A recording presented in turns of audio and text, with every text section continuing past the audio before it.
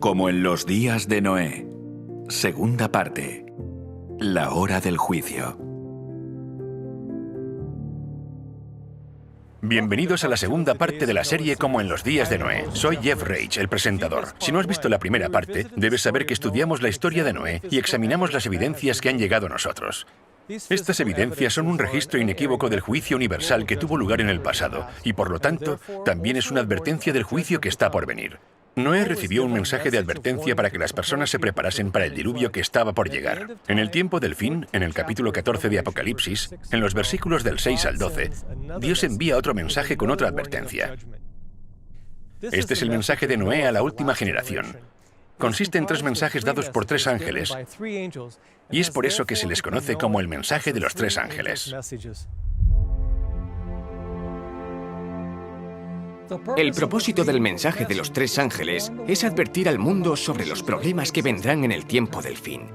Sabemos que el mensaje de los 3 ángeles es el último mensaje de Dios al mundo, porque tan pronto como el tercer ángel proclama su mensaje en el Apocalipsis 14, en la siguiente escena aparece Jesús sentado en una nube, con una hoz en la mano, y cuando la tierra esté madura, Él cosechará a los justos y a los malvados.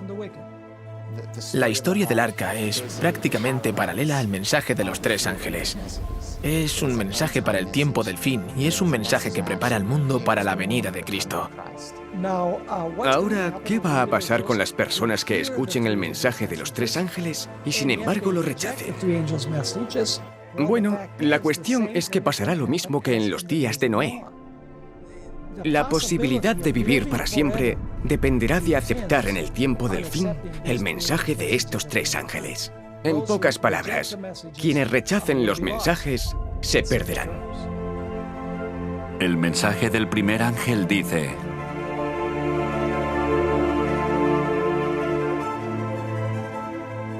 Vi volar por en medio del cielo a otro ángel, que tenía el Evangelio eterno para predicarlo a los moradores de la tierra, a toda nación, tribu, lengua y pueblo, diciendo a gran voz: Temed a Dios y dadle gloria, porque la hora de su juicio ha llegado, y adorad a aquel que hizo el cielo y la tierra, el mar y las fuentes de las aguas. La hora de su juicio ha llegado.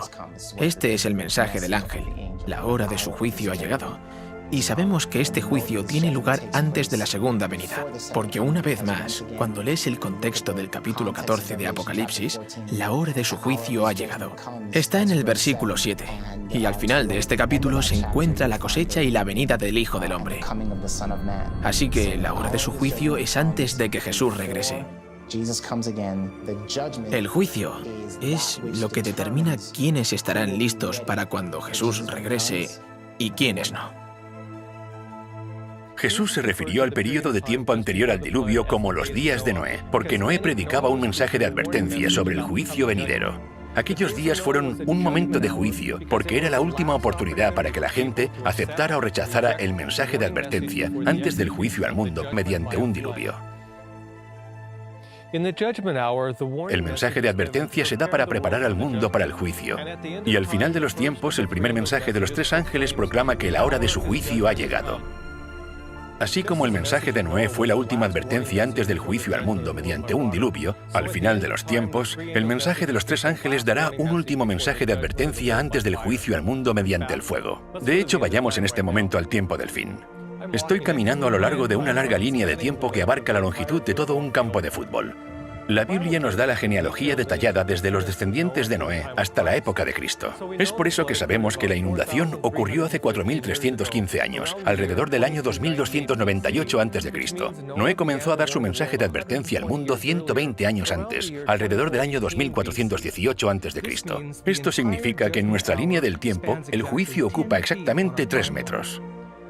Aquí es donde Cristo fue crucificado.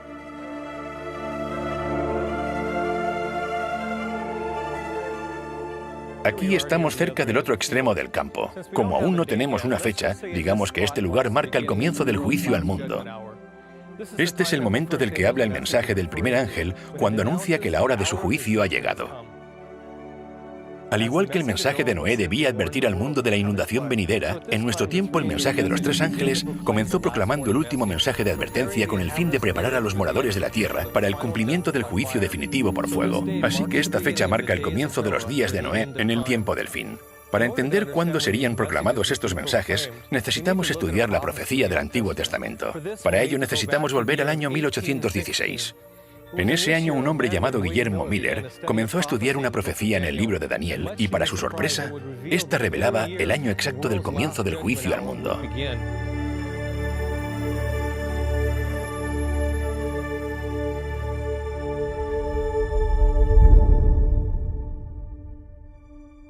Qué agradable es, más allá de toda posible expresión, para un padre amoroso imaginar el futuro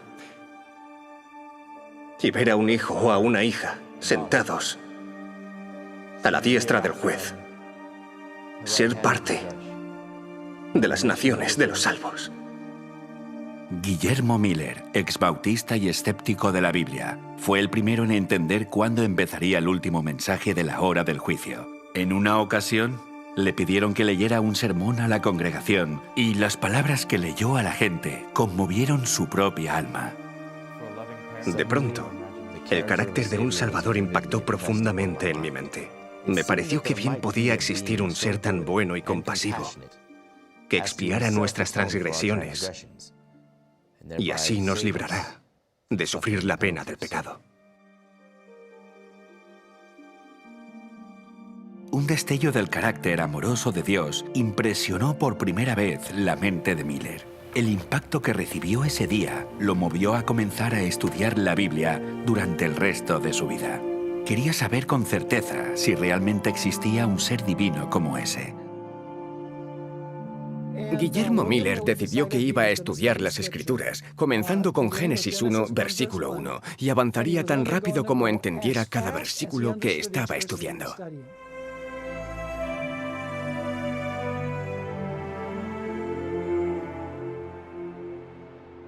Estudió sistemáticamente la Biblia día y noche con tan solo una concordancia. Quería saber por sí mismo lo que enseña la Biblia sin dejarse influenciar por los demás. Finalmente, encontró una profecía en el libro de Daniel que habla de la purificación del santuario. Un estudio diligente de esta profecía lo llevaría a descubrir el año exacto en el que comenzaría el juicio.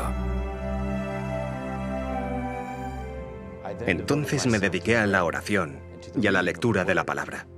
Decidí dejar a un lado todos mis prejuicios, comparar en profundidad pasaje con pasaje y proseguir su estudio de forma regular y metódica.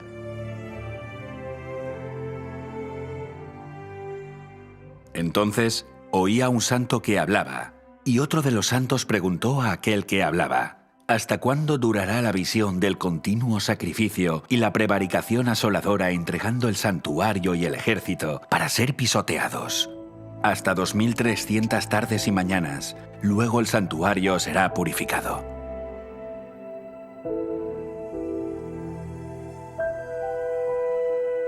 Miller no lo sabía en ese momento, pero esta profecía acerca de la purificación del santuario revelaría el año exacto en el que comenzaría el juicio final. Para entender el evento que tendrá lugar al final de los 2300 días que aparece en Daniel 8:14, necesitamos estudiar el santuario y comprender en qué consiste la purificación del santuario. El santuario era una estructura con forma de tienda que fue dada por Dios a Moisés. Aquí es donde los israelitas debían llevar sus animales como sacrificio para que sus pecados fueran perdonados. La pena de violar los 10 mandamientos es la muerte, pero se proporcionaba el perdón mediante un sustituto. Para ello, el pecador debía colocar su mano sobre la cabeza del animal y confesar sus pecados. A través de esta confesión, los pecados cometidos eran transferidos simbólicamente al animal inocente. El animal moría en lugar del pecador, y la sangre del animal, que representaba sus pecados, era llevada por el sumo sacerdote al santuario y rociada delante del velo. A través de este proceso, los pecados cometidos por el transgresor eran transferidos al santuario, donde se acumulaban a lo largo de todo el año. La idea era que cuando cometías un pecado, lo transferías al santuario y te deshacías de él.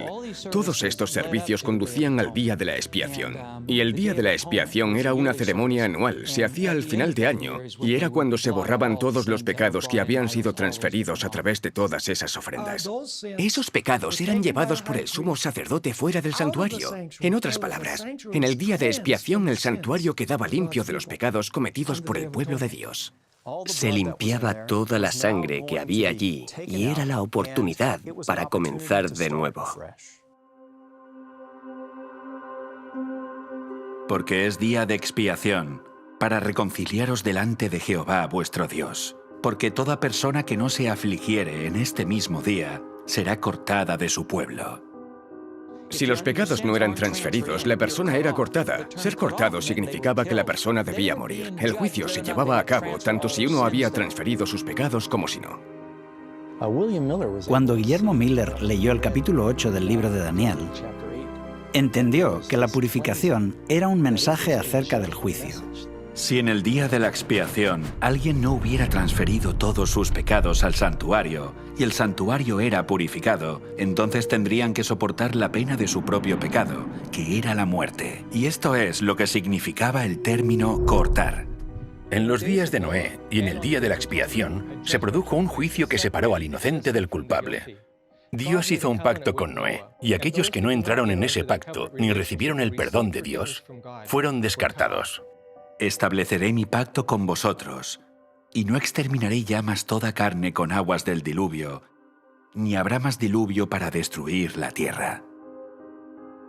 Así que el día de la expiación sería equivalente al mensaje de la hora del juicio que Noé predicó en su día. Entendiendo que tanto el día de expiación como la purificación del santuario se refieren al día del juicio, Guillermo Miller estudió las profecías de Daniel que decían que en 2300 días el santuario sería purificado y entendió que señalaba el momento cuando comenzaría el juicio final de la tierra.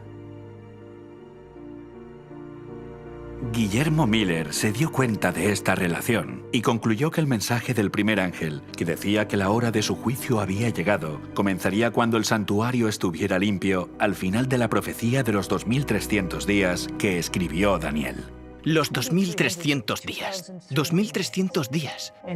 Él miró esa profecía y, aceptando la interpretación generalizada de la época, entendió que la purificación del santuario de la que hablaba Daniel 8:14 representaba la purificación de la tierra por el fuego en la segunda venida. Cuando se dice que el santuario sería purificado, se creyó que la segunda venida de Cristo estaba unida al fin de los 2300 días.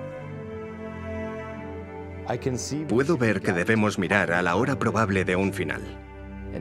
Y como Dios no nos otorgaría una revelación inútil, consideré que nos conducía al momento en que podríamos esperar con confianza la venida del que es señalado entre 10.000 y todo el codiciable. Esta profecía del libro de Daniel significa mucho porque vivimos al final de los tiempos. Nos dice cuándo comenzará el juicio final. Cuando Guillermo Miller trató de calcular esta profecía, no sabía lo que estaba a punto de descubrir. Otros lo habían intentado antes, pero hasta ese momento la fecha para esta profecía había sido un misterio. Nadie sabía cuándo terminarían los 2300 días porque nadie sabía cuándo habían empezado.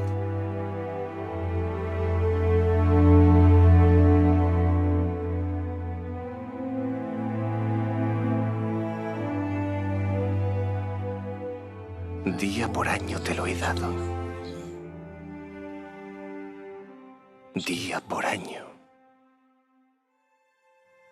Siguiendo su regla de hacer que las escrituras se interpreten a sí mismas, Miller vio en Ezequiel 4:6 y en Números 14:34 que en la profecía bíblica cada día representaba en realidad un año literal. En la Biblia es bastante claro que a la hora de interpretar estas profecías se debe aplicar el principio día por año.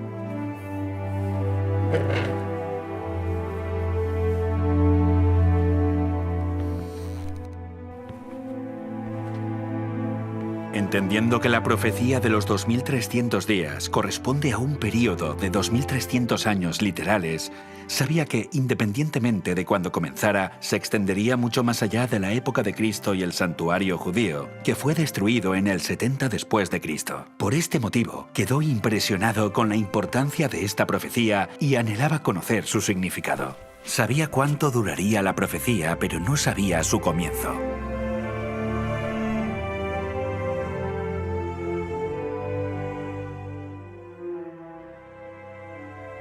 La contribución más significativa que Miller nos dio fue unir los capítulos 8 y 9 del libro de Daniel. La ventaja es que Daniel capítulo 9 nos da el punto de partida. El ángel le dice a Daniel que le va a dar el punto de partida, no solo de la profecía de los 2300 días que encontramos en Daniel 8:14, sino el de una nueva profecía que dice cuándo vendrá el Mesías. Entiende pues la orden y entiende la visión, que desde la salida de la orden para restaurar y edificar a Jerusalén hasta el Mesías príncipe habrá 7 semanas y 72 semanas.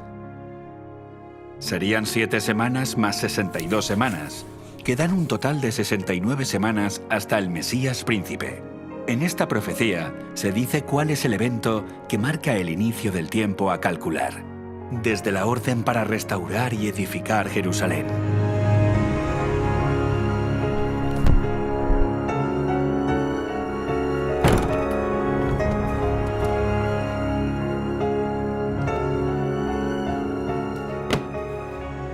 Con fervor y entusiasmo renovados por entender esta profecía, Miller buscó la fecha de la orden para restaurar Jerusalén. Dedicó noches y días enteros al estudio de lo que entonces parecía ser de tanta importancia. El estudio dio sus frutos y encontró la orden para restaurar Jerusalén en el 7º capítulo de Esdras. Por mí es dada la orden que todo aquel en mi reino, del pueblo de Israel y de sus sacerdotes y levitas, que quiera ir contigo a Jerusalén, vaya. Fue dado por el rey Artajerjes I, y Esdras registra que fue en el 7º año del rey Artajerjes. Dios es tan bueno que cuando da una profecía importante en la Biblia, en la misma profecía nos da siempre alguna evidencia para que no haya dudas acerca de la fecha. De la misma forma, en el libro de Esdras nos dice en el mismo libro que el decreto es el punto de partida. Guillermo encontró que el reinado del rey Artajerjes I comenzó en el año 464 a.C. El 7º año de su reinado fue en el 457 a.C. Con esta fecha como punto de referencia, pudo calcular la profecía hasta el Mesías príncipe. El período de 69 semanas, 7 días por semana, da un total de 483 días, lo que corresponde a 483 años literales, sin contar el año cero, que no computa. Miller finalmente descubrió que la profecía se extendía 483 años en el futuro, desde el 457 a.C. hasta el Mesías príncipe, que era el año 27 después de Cristo. En otoño de ese año, Jesús fue ungido en el momento de su bautismo, cumpliendo la profecía que decía que ese año el Santo de los Santos sería ungido, y comenzó así su ministerio. El apóstol Pedro testifica que Dios ungió a Jesús de Nazaret con el Espíritu Santo y con poder. Una de las fechas más fácilmente corroboradas, gracias al capítulo 3 del Evangelio de Lucas, es la fecha del bautismo de Cristo. Él es quien da más información sobre los que están gobernando. Y los historiadores saben que solo puede ser un año. Lucas dice que era el año 15º del reinado de Tiberio César y dice quién era el sumo sacerdote, el gobernador y otros funcionarios. Solo hay un año donde todos ellos coinciden y es el 27 después de Cristo. Con su bautismo comienza la última semana profética del último período de 7 años literales, marcado por el ungimiento del Mesías. Era la semana número 70. La profecía predijo que confirmaría el pacto con muchos durante una semana, y a mitad de la semana cesarían los sacrificios y las ofrendas. En la cruz, ese sistema de sacrificios y ofrendas que duró 14 siglos señaló al Cordero de Dios, cesó y el Mesías fue muerto.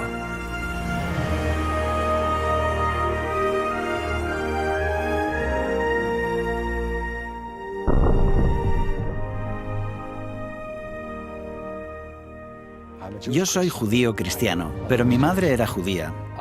Sé que hay un par de libros en la Biblia que los judíos ortodoxos prohíben estudiar a sus fieles. Uno de ellos es Daniel capítulo 9, que claramente va desde la orden de reconstruir Jerusalén hasta el Mesías. Y ellos saben que las fechas coinciden.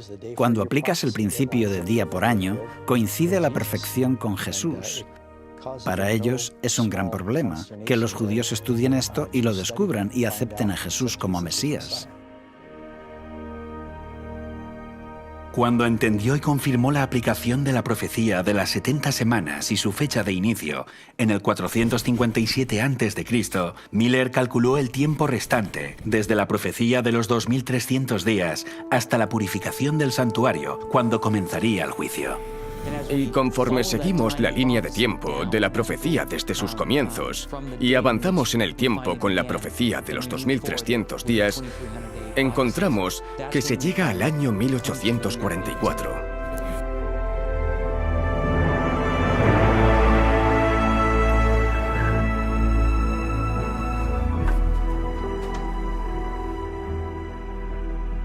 Guillermo encontró que los 2300 días de Daniel 8:14 terminarían en el año 1844, durante su vida. No necesito hablar de la alegría que llenó mi corazón cuando me encontré ante esa encantadora perspectiva, ni de los ardientes anhelos de mi alma por participar del júbilo de los redimidos. Ahora la Biblia era para mí un libro nuevo. Era en verdad una fiesta para el intelecto. Todo lo que para mí había sido sombrío, místico u oscuro en sus enseñanzas, se había disipado de mi mente ante la clara luz que brotaba de sus páginas sagradas. Oh, cuán brillante y gloriosa se mostraba la verdad.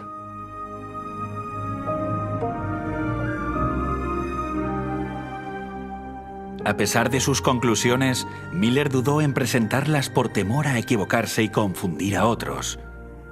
Continuó estudiando durante 5 años más y quedó convencido de la precisión de su posición. Con este pensamiento, su alma se conmovió con solemnidad y entusiasmo, al igual que las decenas de miles de personas que lo escucharían predicar en los años sucesivos y se bautizarían.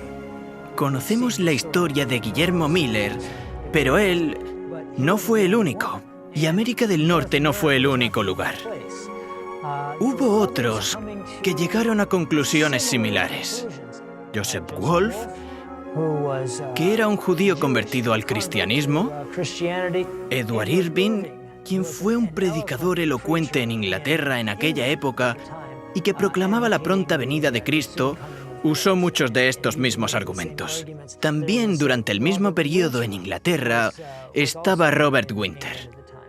Manuel de Lacunza fue un sacerdote jesuita, pero escribió por entonces un libro acerca de la segunda venida de Cristo, donde decía que sucedería en aquella época utilizando los mismos razonamientos.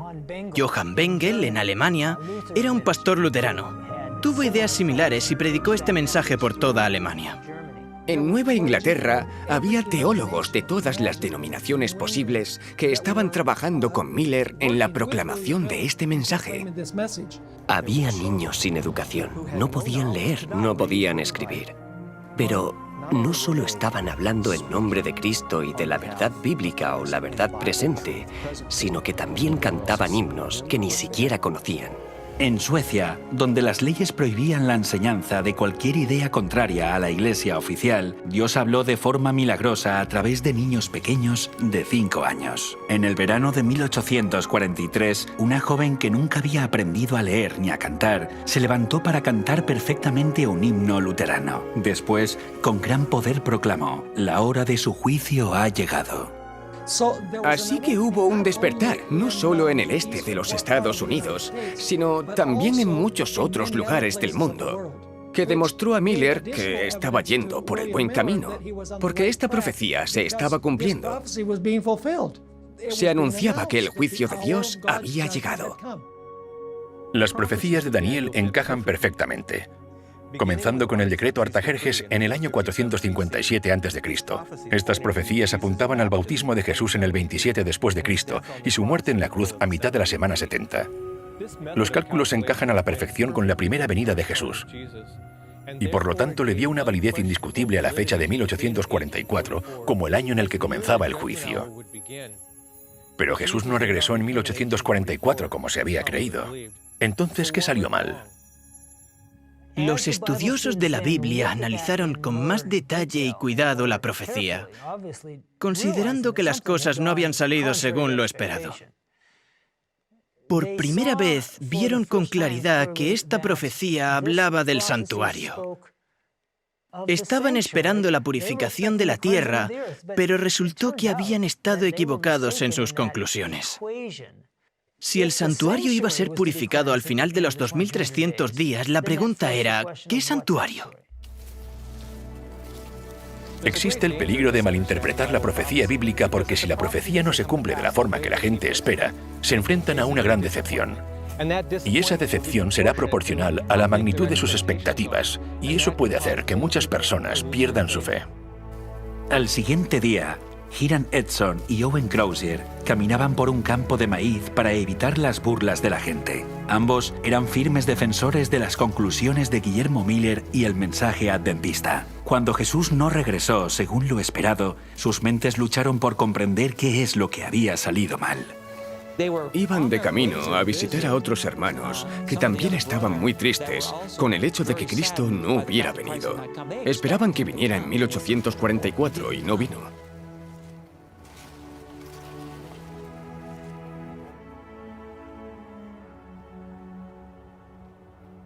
Oye, Hiram, ¿vienes? Al día siguiente de que Cristo no viniera, Hiram Edson fue inspirado y llegó a entender la clave que desvelaría el misterio de su decepción y les mostraría una nueva revelación sobre el santuario. Está en Hebreos. ¡Está en Hebreos! ¡Está en Hebreos!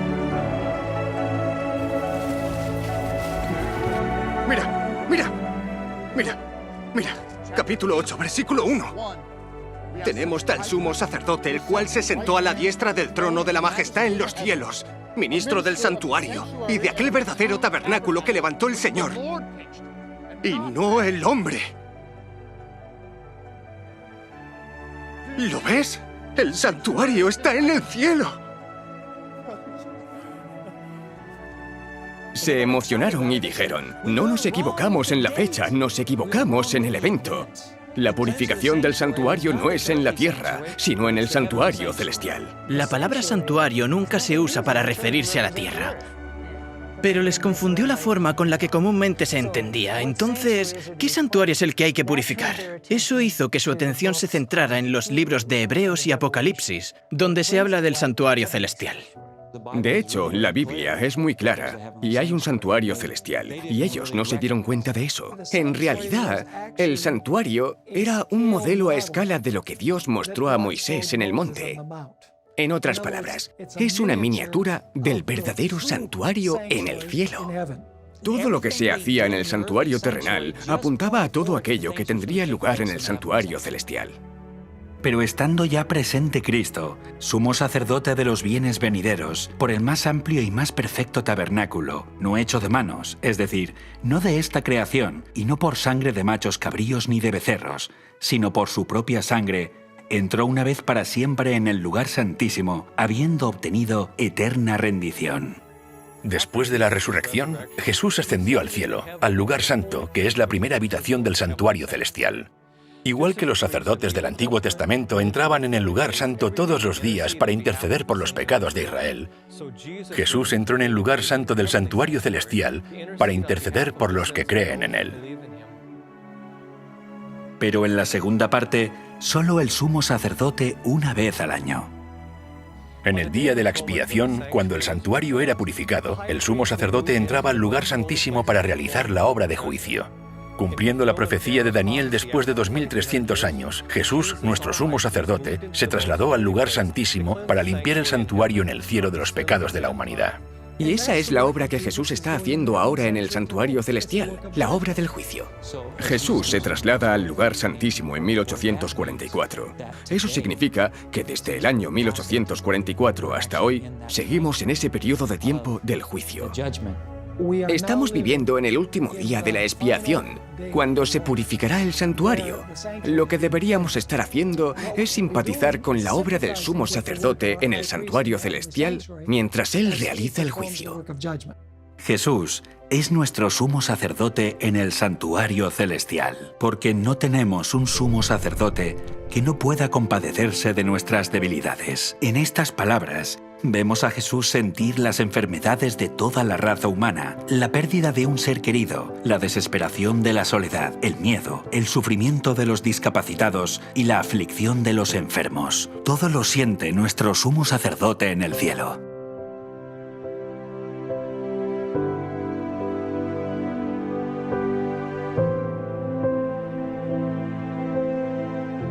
Cristo siente las aflicciones de toda persona que sufre. Cuando la fiebre consume la corriente vital, Él siente la agonía. Jesús simpatiza con el sufrimiento de la humanidad y durante el tiempo del juicio debemos simpatizar con Él en su esfuerzo por limpiar el pecado y aliviar el sufrimiento de la familia humana. Porque al hacerlo, aliviamos el sufrimiento de Jesús que dijo: «De cierto os digo, que en cuanto lo que hicisteis a uno de estos mis hermanos más pequeños, a mí me lo hicisteis».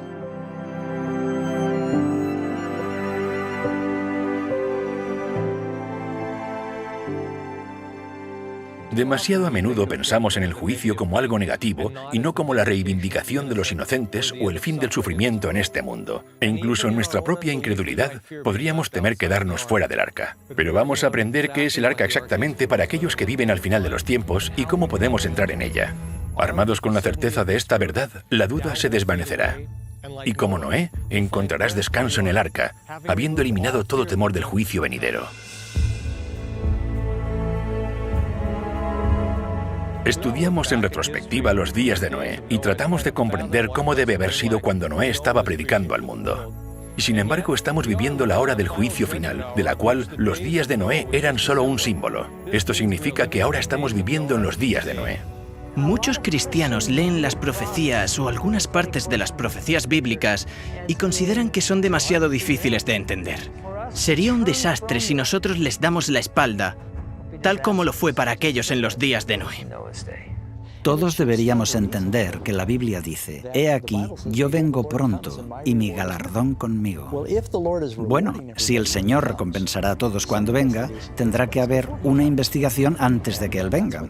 Y eso es de lo que trata esta sentencia previa a su venida, de que hay un tiempo de juicio. Y ahora estamos viviendo en ese tiempo.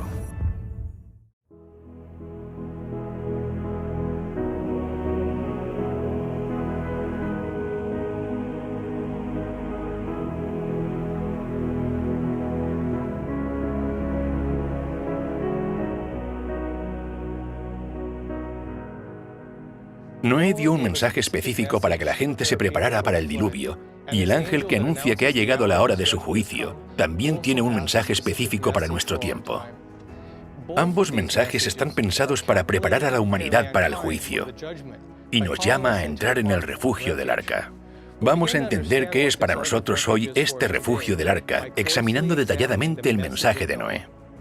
En el libro de Segunda de Pedro, se nos dice que fue pregonero de justicia. A través de diferentes medios y diferentes métodos, él predicaba la justicia. En el capítulo 1 de Romanos, Pablo dice que en el Evangelio la justicia de Dios se revela. ¿Pero a qué se refiere al decir que la justicia de Dios se revela? En el versículo anterior nos dice qué es el Evangelio de Cristo. La Biblia nos dice que Noé fue un predicador de justicia y que el Evangelio revela la justicia de Dios, lo que significa que Noé estaba predicando con el Evangelio. También significa que al final de los tiempos, cuando el primer ángel proclama el Evangelio eterno, este ángel repite el mensaje que Noé le dio al mundo antes del diluvio. Puesto que ahora estamos viviendo en la hora del juicio, el Evangelio debe ser proclamado nuevamente al mundo para que todos tomen una decisión. Es tiempo de que el juicio comience por la casa de Dios. Y si primero comienza por nosotros, ¿Cuál será el fin de aquellos que no obedecen al Evangelio de Dios?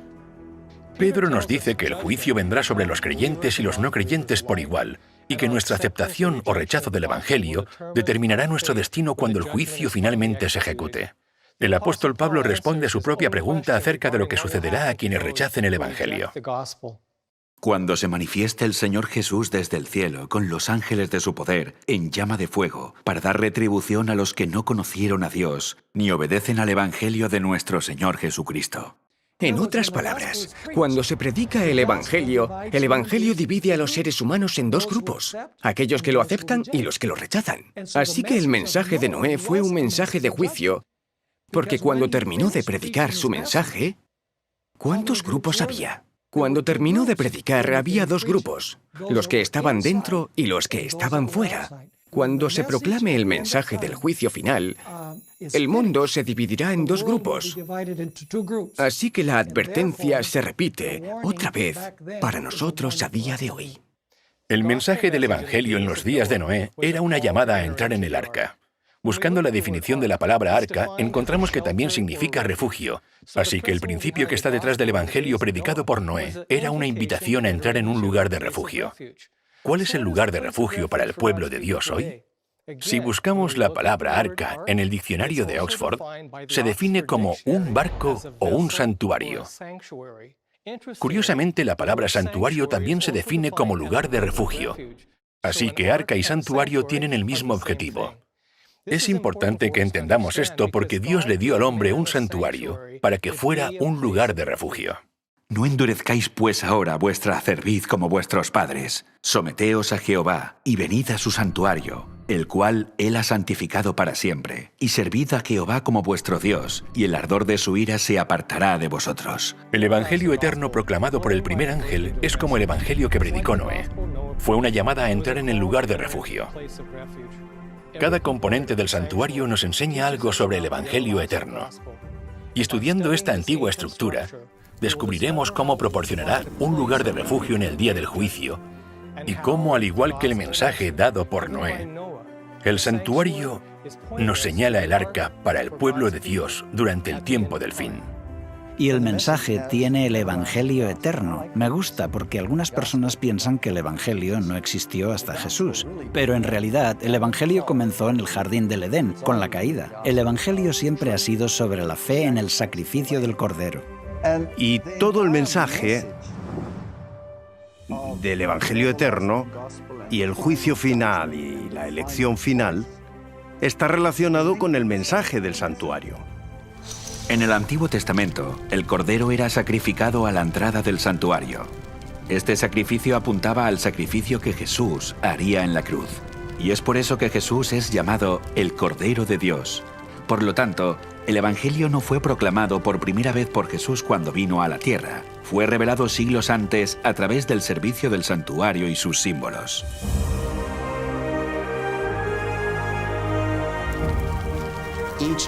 Cada elemento del santuario simboliza un aspecto del plan de salvación. Hay muchas verdades bíblicas reflejadas en estos símbolos tridimensionales. En realidad, todo el santuario es una alegoría del plan de la salvación. Es difícil comprender todo lo que significa el Evangelio sin entender su fundamento. Tenía el propósito de enseñar a Israel y enseñarnos también a nosotros, cuando estudiamos cómo Jesús salva paso a paso a los seres humanos de la maldición del pecado.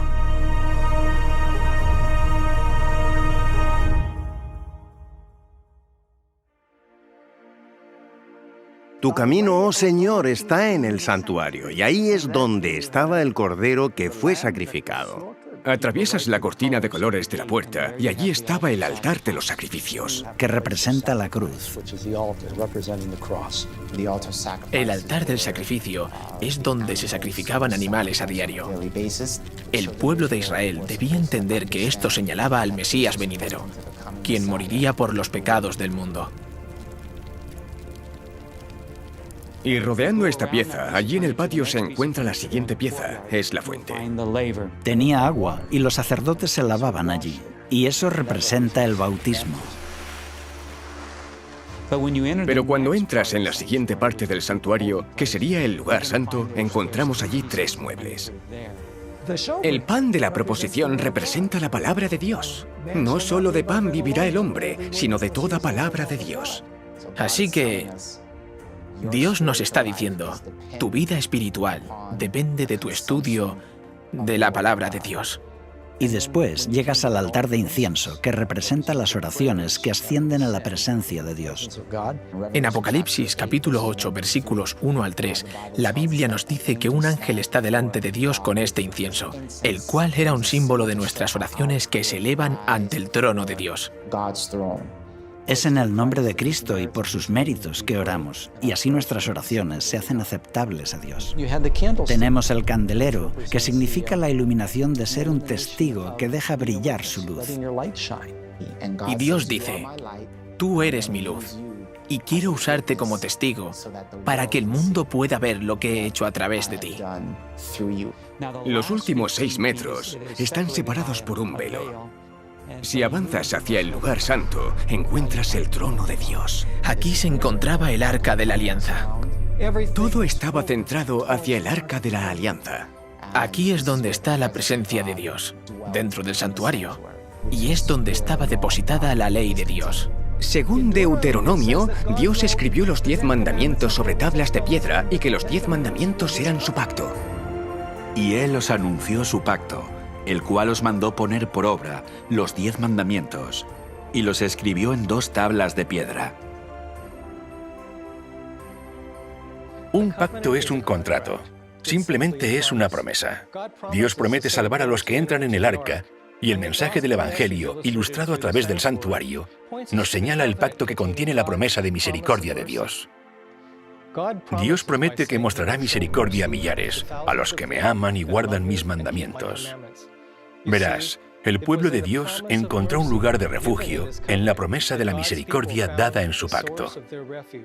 La promesa de un arca. Recordad que vimos que la palabra arca se define como lugar de refugio, así que cuando pienses en el arca de la alianza, piensa en ella como el refugio del pacto. Aceptar el pacto brinda seguridad. Hay una historia interesante en el Antiguo Testamento que ilustra esto. Es acerca de un rey llamado Ezequías. Él reconoció el pacto de Dios como un lugar de refugio cuando le dijo estas palabras a los sacerdotes de Israel. Ahora pues, yo he determinado hacer pacto con Jehová, el Dios de Israel, para que aparte de nosotros el ardor de su ira. Al exhortar a que la gente aceptara el pacto, el rey estaba predicando el Evangelio. Y antes del diluvio, cuando Noé predicaba el Evangelio, también estaba llamando a la gente a entrar en el refugio del pacto con Dios. Y lo vemos en Génesis capítulo 6. Mas estableceré mi pacto contigo, y entrarás en el arca. En este versículo, Dios revela que Noé, al entrar en el arca, estaba al mismo tiempo aceptando el pacto. La entrada de Noé en el arca es el símbolo de aceptar el pacto de la gracia. No creo que podamos separar el arca del pacto. Creo que los dos están unidos a la perfección. Porque el vehículo para el pacto es el arca. Así que el pacto y el arca en sí mismos, la promesa y el arca, dependen el uno del otro en este caso particular. Muchos han escuchado la historia de Noé entrando al arca, pero ¿cuántos han entendido esto como un símbolo de la aceptación del pacto de Dios por parte de Noé y de su familia? Con esto en mente podemos ver que el arca de Noé era, en cierto sentido, el primer arca del pacto.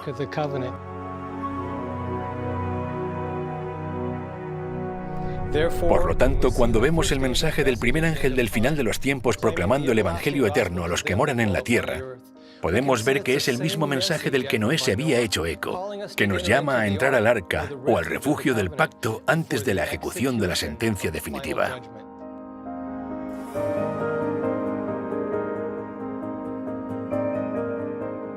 Porque vino a juzgar la tierra, juzgará al mundo con justicia. Cuando entendemos que justicia significa hacer lo correcto, se vuelve muy claro. ¿Y quién nos dice lo que es correcto? La santa ley de Dios. Hablará mi lengua tus dichos, porque todos tus mandamientos son justicia. En otras palabras, la justicia está en armonía con la santa ley de Dios. Y entonces, cuando Noé era un pregonero de justicia, Él predicaba la voluntad de Dios, que se encontraba reflejada en los mandamientos de la ley de Dios. Lo cierto es que esa ley es la ley del amor. Pablo nos dice que la ley es santa, justa y buena. Todos estos son atributos del carácter de Dios. La Biblia nos dice que Dios es bueno, y la Biblia nos dice que su ley es buena. Dios es justo, su ley es justa. Dios es santo, su ley es santa. Dios es eterno, su ley es eterna. Casi todas las características que puedes encontrar acerca de Dios y de su carácter son las mismas características de su ley. Y amar a los demás es la forma de cumplir la ley. Podríamos resumirlo como generosidad versus egoísmo, o amor versus egocentrismo, o algo por el estilo. Quedó demostrado que el argumento de Lucifer era el amor a sí mismo. Se trataba solo acerca de mí, yo y yo. La Biblia registra que los pensamientos del corazón eran de continuo solamente el mal. Predominaba el principio del interés propio y la autodefensa. Y así es como la gente vive hoy. Y es el primero en entrar. ¡Dios mío, Dios mío! ¿Quién puede conseguir más?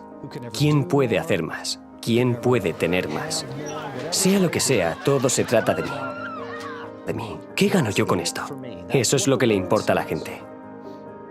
El cristianismo, por otra parte, el cristianismo verdadero, trata de ver cómo puedo servir y ser una bendición para otros. Sobrellevad los unos las cargas de los otros, y cumplid así la ley de Cristo. Así que cuando rechazamos la ley de Dios, estamos viviendo vidas perversas, egoístas. No importa lo que digamos, el egoísmo es pecado. El pecado es quebrantar la ley y siempre conduce a la muerte. Y entonces, la ley no existe solo porque Dios pensó que sería algo divertido de hacer. La ley existe porque es el único medio para preservar las cosas buenas que nos da. El propósito de los 10 mandamientos es asegurar el altruismo en la tierra. Vemos que el egoísmo del hombre ha hecho que a través de muy diferentes medios, nuestro mundo haya ido por un camino insostenible de dolor y sufrimiento, revelando así que nuestro egoísmo, en última instancia, terminará en la autodestrucción.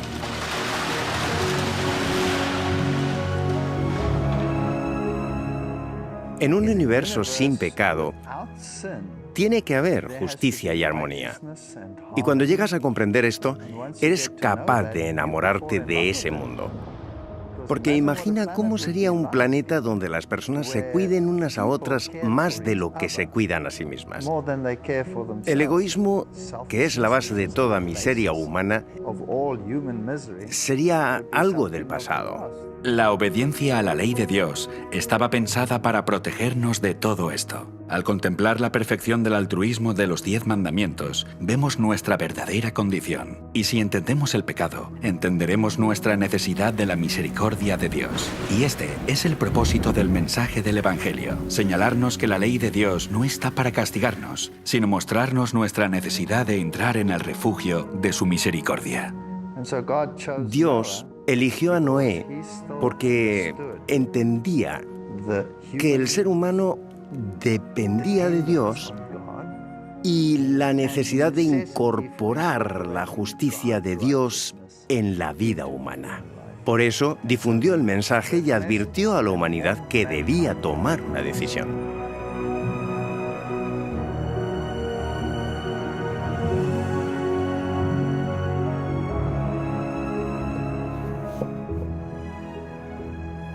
Las leyes del hombre son la norma para los tribunales de este mundo, y la ley de Dios es la norma para los atrios del cielo. La ley de Dios es una transcripción de su carácter abnegado. Ninguno de nosotros alcanzamos la norma del amor desinteresado, porque el egoísmo nos ha vencido a todos. En su pacto, Dios hace 2 promesas primarias para restaurar el carácter del hombre del egoísmo del pecado. Porque este es mi pacto con ellos cuando quite sus pecados. El propósito del juicio en los días de Noé y en nuestros días es limpiar la tierra del pecado sin destruirnos a nosotros, eliminando el registro de los pecados del hombre y restaurar en nosotros su carácter de amor desinteresado. Dios es capaz de destruir el pecado de la tierra y de dejar con vida a todos aquellos que han sido restaurados según su promesa. Y de esta manera, la promesa de la misericordia y la promesa de restauración es para todos aquellos que acepten el arca de refugio. Y el santuario ilustra cómo Dios cumplirá estas dos promesas en nosotros. Los 10 mandamientos apuntan a Jesús, quien dijo: «He guardado los mandamientos de mi Padre». Al ofrecer su vida perfecta como sustituto de los pecados del hombre, Jesús comenzó su viaje al dejar la presencia de Dios y su trono en el cielo para venir a la tierra a ofrecer su vida perfecta como sustituto de los pecados del hombre. El candelabro también nos dirige a Jesús, que dijo: «Soy la luz del mundo. El que me sigue no andará en tinieblas, sino que tendrá la luz de la vida».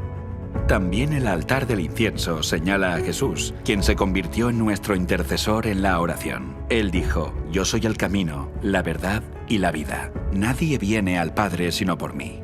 Jesús se convirtió en el pan de vida y dijo: «Yo soy el pan que descendió del cielo». Jesús se convirtió en el agua viva y en el Cordero de Dios que quita los pecados del mundo. A través del santuario vemos el camino de Jesús descendiendo desde el trono del cielo a la tierra para encontrarse con la humanidad en la cruz. Ahora entro por la puerta del santuario y llego a la cruz. Y por la fe entrego mi vida a Cristo. Cuando somos perdonados, somos liberados del castigo que merecemos por quebrantar la ley de Dios. El proceso por el cual Jesús dejó el trono del cielo, vino a la tierra y murió en nuestro lugar para recibir piedad, se llama justificación. Justificación significa cuando me arrepiento, confieso mi pecado y confío en la vida y en la muerte de Jesucristo, que vivió y murió en mi lugar. Si realmente soy sincero, Jesús toma su vida y su muerte y las coloca en mi cuenta, y es como si nunca hubiera pecado. El hecho de que Noé sacrificó un cordero después del diluvio no fue solo un signo de adoración, sino la señal de que pedía la redención de sus pecados y los pecados de su familia. Y eso es algo que todos podemos hacer. Todo creyente puede recurrir continuamente al cordero para obtener perdón. Este pacto es la promesa por parte de Dios de mostrar misericordia al hombre, y por esta misericordia el hombre es justificado y tratado por Dios como si nunca hubiera pecado. Me gusta decirlo así para no olvidar que Dios me mira como si nunca hubiera pecado. Sin embargo, ese es solo el comienzo de la vida cristiana. No se detiene aquí. Mucha gente quiere detenerse en la cruz. Pero tenemos que seguir adentrándonos en el santuario. Después de que el cristiano acepte a Jesús, recibe el bautismo, representado por la fuente. Este es un compromiso público que reconoce la muerte de la vieja naturaleza egoísta y es un compromiso con una nueva vida purificada en Cristo. El pan en el santuario representa el estudio de la Biblia, la palabra de Dios. Jesús dijo que no solo de pan vivirá el hombre, sino de toda palabra que sale de la boca de Dios. Al igual que dependemos del alimento para poder vivir, dependemos también de su palabra para la vida espiritual del alma. A través de Jesús, el cristiano es capaz de tener comunión directa con el Padre en oración. Al igual que el incienso del altar asciende delante del lugar santísimo, también nuestras oraciones se elevan hasta el cielo delante de Dios. El candelero representa la llamada del cristiano a predicar y compartir el Evangelio con el mundo, como Jesús ordenó cuando dijo: «Así alumbre vuestra luz delante de los hombres, para que vean vuestras buenas obras y glorifiquen a vuestro Padre que está en los cielos». Finalmente, la Biblia llama al cristiano a entrar en el lugar santísimo a través de la sangre de Jesús, que es entrar en oración en la presencia de Dios ante el arca de la alianza, que simboliza la promesa de que Dios nos libraría del pecado y pondría nuestras vidas en armonía con sus mandamientos de amor abnegado. A esta promesa de restauración se le llama santificación. La misión de Jesús al venir a la tierra no es solamente garantizar el perdón de nuestros pecados y dejar que el pecado siempre nos esté venciendo. En realidad, la salvación también incluye la restauración del carácter. Y esta es la segunda promesa de su pacto. Porque este es el pacto que haré con la casa de Israel después de aquellos días, dice el Señor. Pondré mis leyes en la mente de ellos y sobre su corazón las escribiré. Cristo renueva la mente y el corazón, y renueva en nosotros el deseo de hacer lo correcto.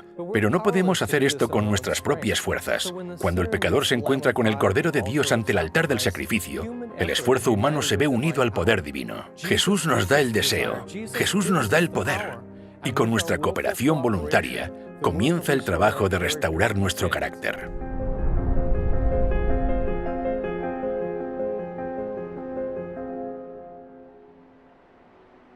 Se necesita un cambio de paradigma para trabajar en armonía con Dios. Y no hay una varita mágica. Es un proceso. Se llama santificación.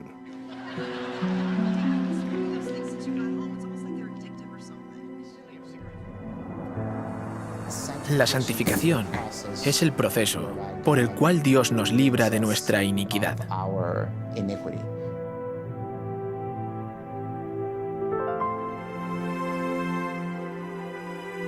O nos da la victoria, o no.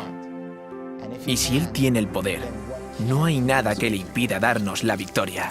Aquí en el santuario vemos representada la obra del Evangelio a través de la venida de Cristo desde el trono de los cielos a la cruz, para ofrecer al hombre misericordia y el perdón de sus pecados. Y al unir su poder divino con el hombre caído, vemos la restauración del carácter del hombre en el camino de la cruz al refugio del pacto. Estas son las dos promesas que muestran cómo Dios cumple su pacto para salvar al hombre del pecado. En lugar de estar escritos simplemente en tablas de piedra, Dios toma los 10 mandamientos y los escribe sobre las tablas del corazón para que nos recreemos en hacer la voluntad de Dios. Cuando Noé predicó la justicia, estaba predicando que la gente debía aceptar al Señor y que sus vidas debían cambiar. Sus vidas deben ser justas, porque no es solo cambia tu forma de pensar y sigue comportándote como hasta ahora. Cuando la Biblia dice que Noé era un predicador de justicia, era porque llamaba a que la vida de las personas fueran justas. Y este es un ejemplo de lo que Dios quiere de su pueblo en el tiempo del fin. Ahora estamos al final, viviendo la hora del juicio final, más de 4.300 años después. El mensaje del primer ángel, al igual que el mensaje de Noé, está proclamando el Evangelio eterno, llamando a todos los que escuchen que entren en el refugio del pacto. Mediante este pacto recibimos la promesa de misericordia por medio de Jesucristo y la promesa de la santificación a través de su poder, lo que significa que Dios nos concederá la capacidad para que nuestras vidas estén en armonía con sus mandamientos. En los días de Noé no bastaba con proclamar las promesas para que la gente se salvara. Para recibir las promesas, las personas necesitaban responder a la llamada del Evangelio entrando en el arca. Pero ¿cómo entramos en el arca del pacto de Dios al final de los tiempos? El camino hacia el pacto se revela en las 3 órdenes dadas en la última parte del mensaje del primer ángel.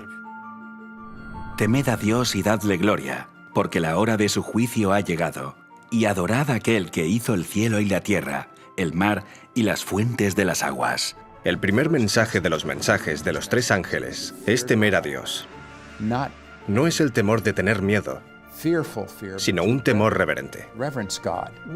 En el Antiguo Testamento está frecuentemente vinculado a respetar los mandamientos de Dios.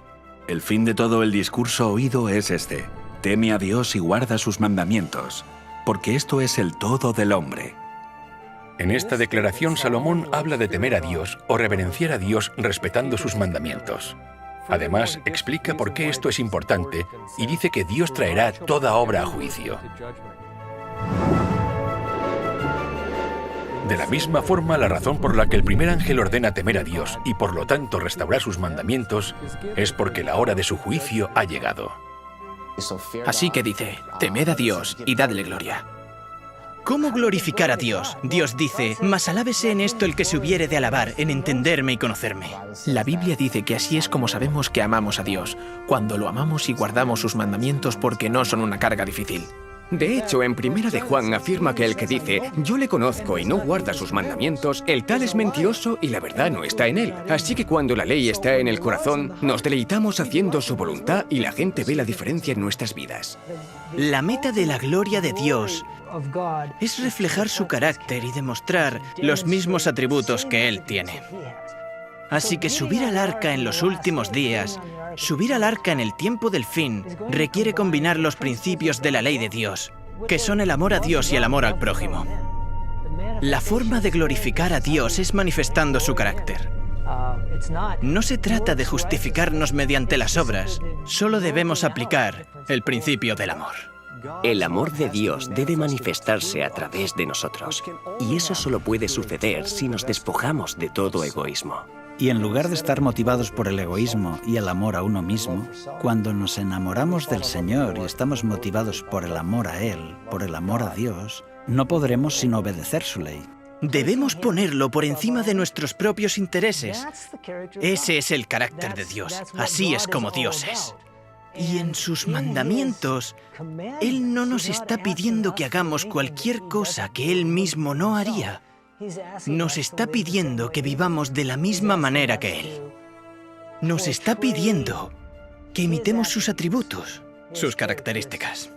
Cuando nuestras vidas comienzan a ser abnegadas, como la de Jesús, se hace evidente que hemos aceptado su pacto, porque revela que Jesús está trabajando en nosotros para cumplir su promesa de restaurar nuestro carácter. Entonces, Dios es glorificado porque se demuestra que es capaz de cumplir su promesa de restaurarnos. Que Noé y su familia entraran en el arca era una prueba de su fe en las promesas de Dios. De la misma forma, si aceptamos el pacto, demostraremos nuestra fe en sus promesas. Así que si queremos entrar en el arca hoy, necesitamos saber qué es lo que debemos hacer para demostrar nuestra fe en las promesas de su pacto eterno. La respuesta está en la última orden del mensaje del primer ángel. Este mensaje contiene la última llamada al mundo a adorar al Creador, y la forma en que adoramos a Dios es también una demostración de nuestra fe en las promesas de su pacto. Y adorad al que hizo los cielos y la tierra, y el mar y las fuentes de las aguas. El mensaje del primer ángel, en un sentido muy específico, llama a la gente a adorar al Creador. La historia del diluvio está intrínsecamente vinculada con la historia de la creación. Las evidencias del diluvio son inherentemente relacionadas a la historia de la creación. Y a medida que nos familiarizamos con el diluvio y reconocemos las evidencias que nos ha dejado, vemos el claro testimonio de aquel que hizo los cielos y la tierra, de aquel que ha comenzado el juicio y aquel a quien se nos insta a adorar. Si renunciamos a la idea de una inundación y una creación literal, perdemos toda la base de nuestra fe. No podemos tener una base para la adoración porque la base de nuestra adoración es la creación de Dios. Dios terminó su proceso de creación. Dios concluyó su obra en 6 días. Pero Él no se detuvo allí. Dios apartó el 7º día. Dios lo santificó. Ninguno de los otros días de la creación fueron apartados ni santificados. ¿Por qué? Dios lo apartó como conmemoración de su creación. Y bendijo Dios al 7º día y lo santificó, porque en él reposó de toda la obra que había hecho en la creación. Si yo creo que Dios creó aquello, ¿por qué no debería honrarlo en el día que Él apartó? Y ese día era un tiempo sagrado para adorarlo. Y no puedes hablar de adoración sin hablar del Creador. Adoramos a Dios porque es nuestro Creador. Y la pregunta es, ¿qué señal nos dio Dios de que Él es el Creador? Es el sábado. Guardarán pues el día de reposo el pueblo de Israel, celebrándolo por sus generaciones por pacto perpetuo. Señales para siempre entre mí y los hijos de Israel, porque en 6 días hizo el Señor los cielos y la tierra, y en el 7º día cesó y reposó. La última parte del mensaje de este primer ángel nos señala el 4º mandamiento. Vemos que es casi una cita directa del 4º mandamiento. Y adorad a aquel que hizo el cielo y la tierra, el mar y las fuentes de las aguas. No es casualidad que el mensaje del primer ángel apunte a la primera tabla del Decálogo, la adoración al Dios verdadero.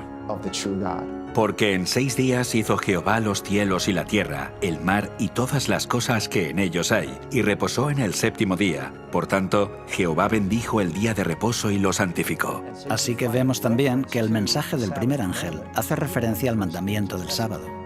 Cada semana que guardamos el sábado, estamos anunciando al mundo que Dios es nuestro Creador y nuestro Redentor, que servimos al verdadero Dios. Así que adoramos a Dios porque Él es el creador y la señal del creador es el sábado. Así que la adoración, la creación y el sábado, todos ellos están relacionados.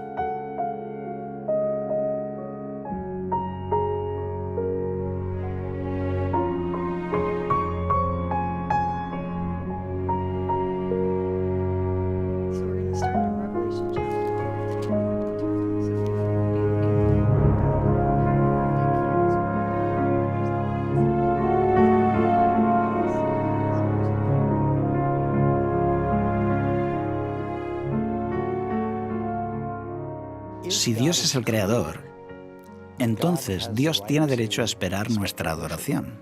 Él tiene el derecho de decirnos lo que está bien y lo que está mal, y la gente no quiere que Dios le diga que sus pecados son inapropiados o incorrectos, o que serán juzgados.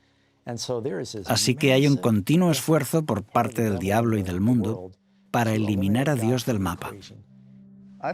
Me parece fascinante que todas estas cuestiones convergen precisamente en el punto donde termina la profecía de los 2300 días. Y esa fecha es el año 1844. ¿Qué tiene de significativo el año 1844? Estaban sucediendo una serie de cosas muy importantes en el mundo. Están chocando dos cosmovisiones diferentes al mismo tiempo. Mientras Dios da un mensaje para que su pueblo regrese a Él, el gran adversario hace todo lo posible para alejarlos.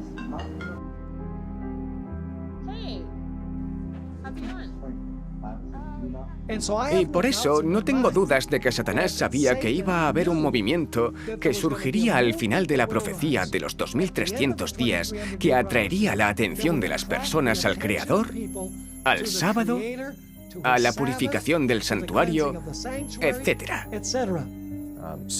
Así que mientras la gente se preparaba para el inminente retorno de Jesucristo, hubo otras fuerzas en conflicto con este mensaje en particular. Y por eso creo que la era de la Ilustración fue el intento de Satanás para frenar eso e intentar evitar que ocurriera lo que decía la profecía.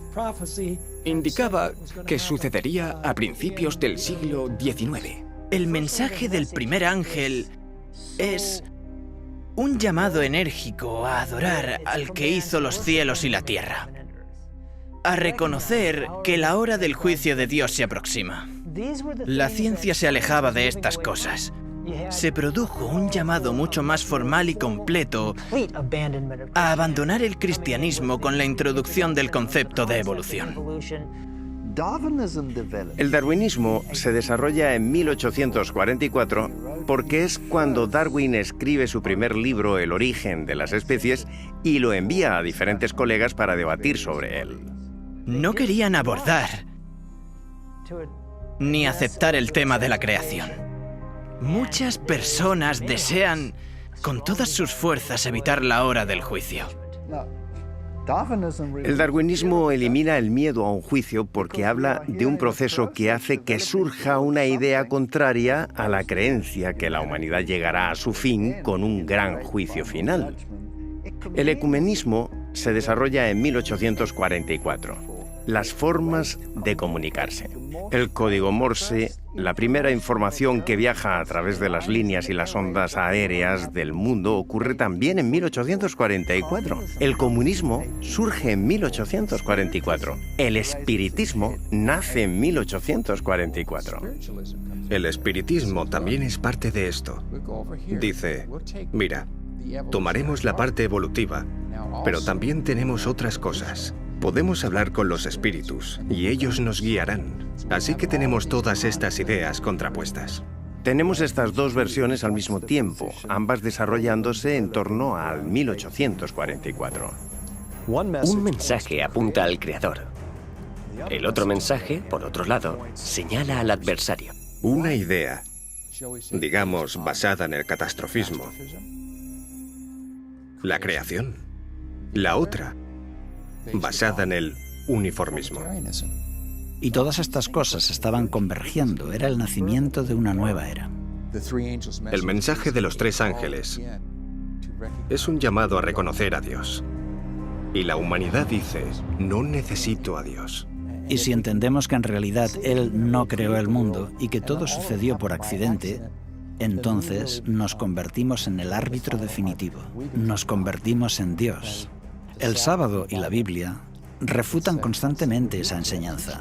Y es por eso que está siendo atacada. Nos muestran que Dios creó al mundo y que debemos adorarlo. El mensaje del primer ángel dice, su juicio se aproxima. Deberíamos glorificarle en nuestra vida y debemos reconocerlo específicamente como el Creador. Es un mensaje de gran importancia en el siglo XIX, en el momento en que surgió. Al recordar que el sábado es una conmemoración de la creación, el mensaje del primer ángel muestra que confesamos que Dios es el Creador. Pero el sábado significa mucho más que esto. El sábado identifica al autor del pacto.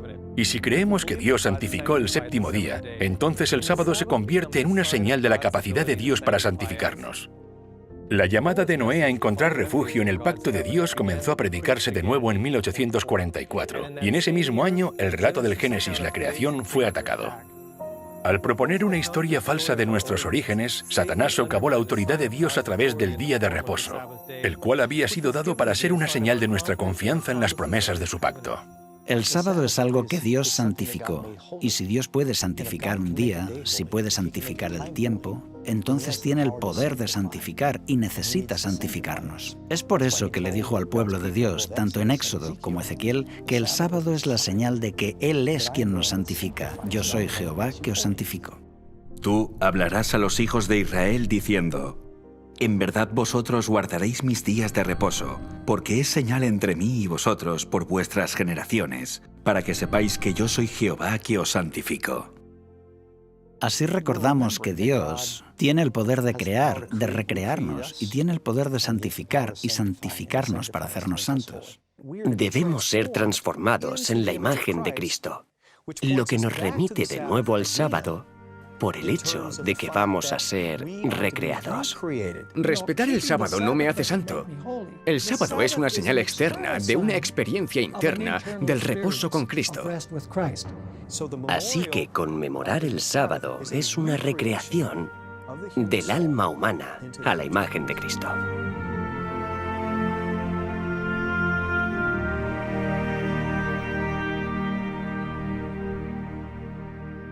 Vemos el verdadero significado del sábado en la misma razón que Dios dio para su contemplación. Él dijo que nos dio el sábado para que sepáis que yo soy Jehová que os santifico.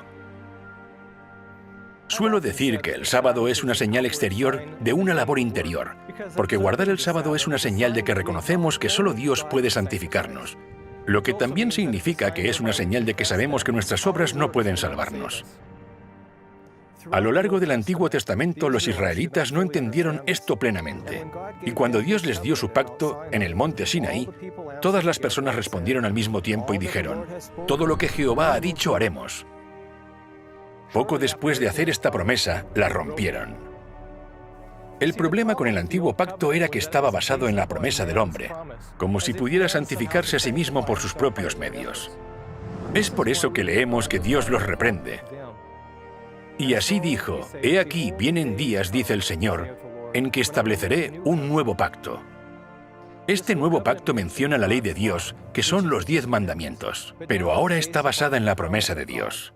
Ahora dice, «Pondré mis leyes en la mente de ellos, y sobre su corazón las escribiré». El hombre no puede hacer nada para salvarse a sí mismo. Y es por eso que Jesús ofrece un mejor pacto que estableció sobre mejores promesas porque fue establecido en base a su promesa personal. Desde la perspectiva espiritual, estamos diciendo, Señor, no puedo salvarme. Conmemorando el día sábado, aquí en este planeta, semana a semana, demostramos que confiamos en Dios, en que Él hará todo lo que ha prometido. Es una forma de entrar en el reposo de Cristo y de creer que su justicia es suficiente. El sábado es una señal entre el pueblo de Dios y el mismo Dios. Aquellos que conmemoran el sábado los que cesan de sus labores. En otras palabras, aquellos que dejan de intentar salvarse por sí mismos y miran el pacto de gracia. Este es el sentido del sábado.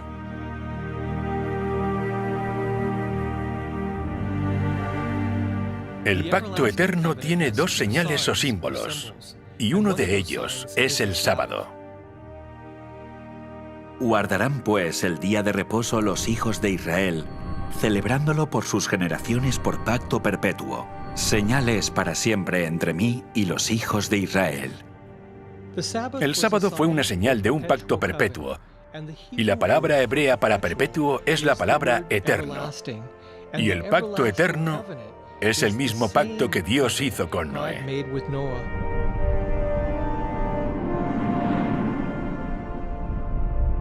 Estará el arco en las nubes, y lo veré, y me acordaré del pacto perpetuo entre Dios y todo ser viviente con toda carne que hay sobre la tierra. Dijo pues Dios a Noé: Esta es la señal del pacto que he establecido entre mí y toda carne que esté sobre la tierra.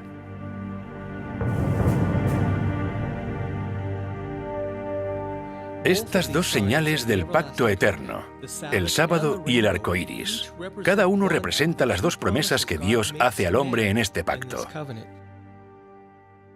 Se nos dio el arco iris como una señal del pacto eterno, y más específicamente, representaba la promesa de misericordia del pacto eterno. Esto se aclara más adelante en el libro de Isaías, donde Dios dice: Cuando juré que nunca más las aguas de Noé pasarían sobre la tierra, así he jurado que no me enojaré contra ti, ni te reñiré. Y la promesa dada a Noé concluye diciendo: No se apartará de ti mi misericordia, ni el pacto de mi paz se quebrantará, dijo Jehová, el que tiene misericordia de ti. En el arco iris de la promesa podemos contemplar el emblema de la misericordia y el perdón que Dios nos ha prometido mediante el pacto eterno. El arco iris representa la promesa de misericordia de Dios, y el sábado es una señal de la santificación prometida por Dios. Vemos que Dios hizo que el sábado fuera una señal de nuestra santificación en Ezequiel, capítulo 20. Y les di también mis sábados, para que fuesen por señal entre mí y ellos, para que supiesen que yo soy Jehová que los santifico. Vemos que Noé recibió tanto la promesa de misericordia como la de la santificación. Esperando con fe a la promesa de la misericordia que llegaría a través del Mesías, Noé halló gracia ante los ojos de Jehová. En el siguiente versículo leemos que Noé era varón justo, era perfecto en sus generaciones. Con Dios caminó Noé. Conforme Noé caminaba con Dios, se parecía más a Dios y fue santificado según la promesa del pacto eterno. Os haga aptos en toda obra buena, para que hagáis su voluntad. Fue perdonado y santificado. La vida de Noé fue santificada y devuelta a la obediencia a Dios, lo cual se aclara al final del capítulo, donde leemos: Así lo hizo Noé conforme a todo lo que Dios le mandó. Y como resultado de esto, en el siguiente versículo leemos: Dijo luego Jehová a Noé: Entra tú y toda tu casa en el arca, porque a ti he visto justo delante de mí en esta generación. Tanto la promesa de misericordia como la de santificación son una garantía para nosotros, al igual que para Noé a través de la sangre de Jesús. El medio por el cual Dios cumplió esta promesa fue nuestro Señor Jesús, el gran pastor de las ovejas por la sangre del pacto eterno. La vida y el sacrificio de Jesús son una garantía para todas las generaciones de la promesa de la misericordia, y es por esto que se llama el pacto eterno. Así que, la próxima vez que veas un arco iris, recuerda que es la señal que Dios le dio a Noé como señal de su misericordia. También es un signo de su promesa de mostrarte misericordia, y esta promesa fue pagada en su totalidad por la sangre de Jesús.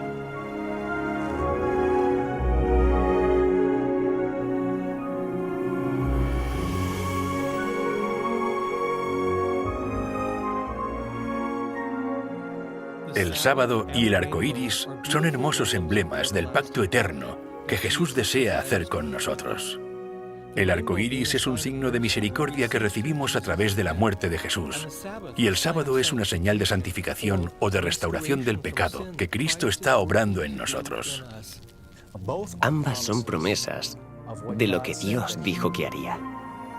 Subieron al arca. Ese fue su pacto. Y el sello final fue el arco iris.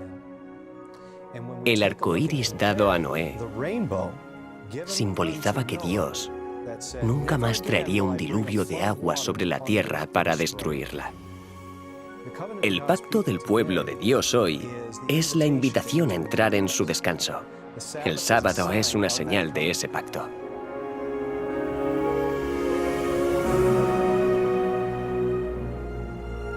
Desde el principio hasta el tiempo del fin, el pacto eterno ha sido el medio por el cual Dios salva al hombre. Y Dios hizo del sábado una señal de este pacto. Por eso cuando lees el Antiguo Testamento, otras naciones que no eran israelitas podían entrar en el refugio del pacto eterno a través de la conmemoración del sábado. El sábado no es para los judíos exclusivamente. En Isaías 56 dice: «Mi casa será llamada casa de oración para todos los pueblos, incluso para los gentiles».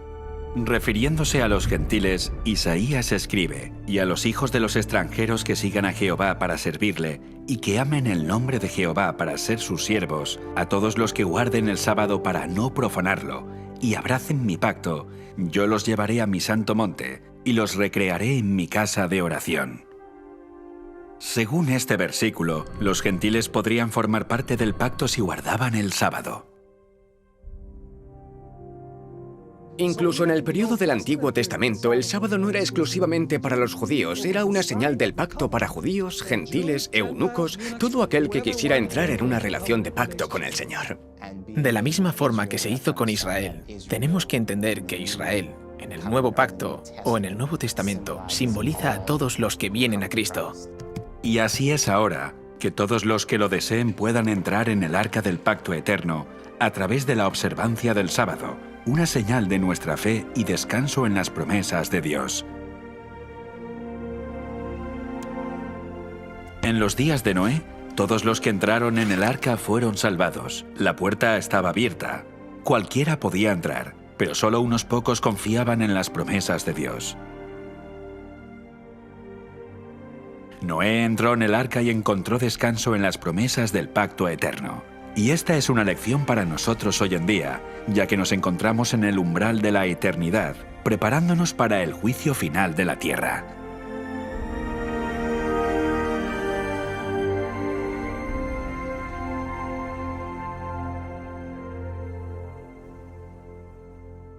¿Te has preguntado alguna vez qué habrías hecho tú si hubieras escuchado la predicación en los días de Noé? Bueno, piensa en esto. Ahora mismo estás exactamente en la misma situación. Más de 4.300 años después de la inundación, el mensaje del primer ángel una vez más proclama el Evangelio eterno predicado por Noé a toda nación, familia, lengua y pueblo. El santuario nos mostró que ahora mismo, aunque la hora de su juicio ha llegado, Jesús todavía está en el lugar santísimo del santuario celestial, intercediendo por el hombre por el perdón de sus pecados. Esta es nuestra última oportunidad para confesar nuestros pecados sobre el Cordero de Dios, para recibir su misericordia. Esta es también nuestra última oportunidad para caminar con Jesús a través de su santuario y entrar en el refugio del pacto eterno. El nombre Noé significa literalmente descanso. Y cuando Noé levantó su mano apuntando al arca, señalaba el único lugar donde la gente podía encontrar descanso durante el juicio. Y ese lugar de descanso estaba en las promesas del pacto eterno, confirmado por la sangre de Jesús. Así que hoy el mensaje del primer ángel señala igualmente nuestra atención al sábado, ordenándonos que adoremos al que hizo los cielos, la tierra y el mar. Porque recordando el día de reposo y santificándolo, es como nosotros también podemos entrar en el arca del pacto eterno para encontrar descanso en las promesas de Dios.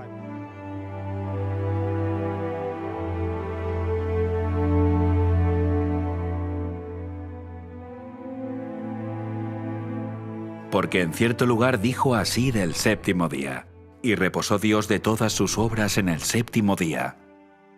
Y otra vez aquí, no entrarán en mi reposo. Aquellos que lo abrazan y lo aceptan están realmente entrando en un pacto eterno. Y eso es lo que representa cada sábado que guardamos. Encontramos eso en el capítulo 4 de Hebreos, entrar en su reposo, entrar en ese pacto. Al igual que Noé entró en el arca y aceptó ese pacto que Dios había hecho para salvarlo.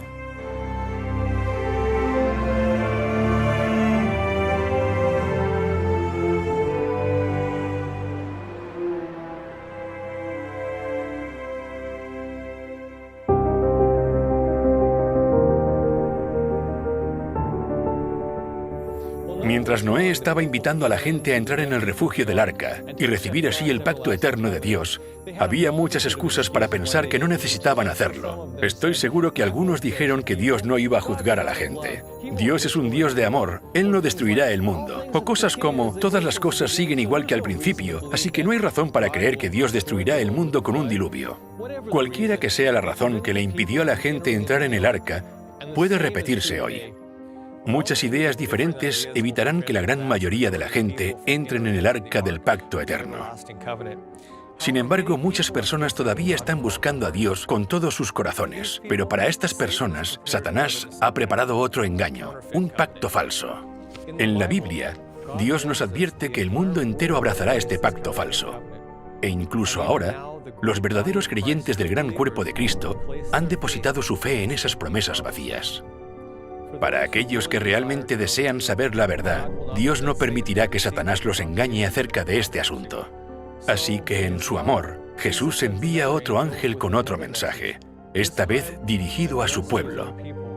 Y este es el mensaje del segundo ángel. Mensaje de advertencia.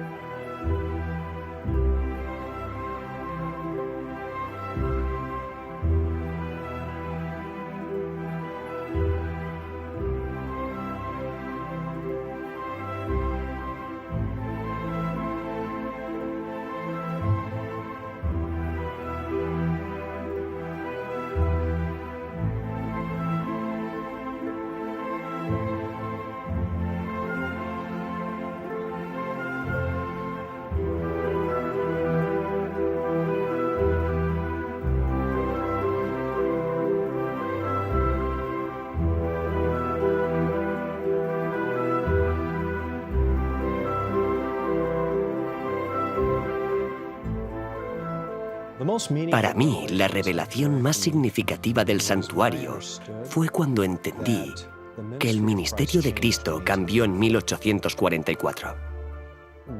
Cuando entendí esta verdad, que la idea del juicio hablaba de un Dios que quiso salvarme, que quiso prepararme para la traslación, me quedé perplejo, como nunca lo había hecho antes. Dios me está advirtiendo, mostrándome qué es lo que significa tener un carácter idóneo. Y lo podré hacer si me uno a Él. Si tengo la fe de Jesús y respeto los mandamientos con su ayuda y no por mis propios medios, aquel que mora dentro de mí es lo que hace que sea posible. Como dijo Juan el Bautista, es necesario que Él crezca para que yo mengüe. Si quiero lograrlo, no debe quedar ningún resquicio de ego. Muchos enseñan erróneamente que estamos mejorando porque caminamos con Cristo, porque recibimos más gracia, así que nos hacemos más justos. Eso es un pensamiento incorrecto, eso es evolucionismo. Más bien estamos perdiendo más y más de nosotros mismos a medida que permitimos que Cristo entre. Él debe aumentar, yo debo disminuir. Cuando vi esto, en el mensaje del lugar santísimo, pude tener un aprecio más profundo por el Dios al que servimos y que nunca antes había tenido.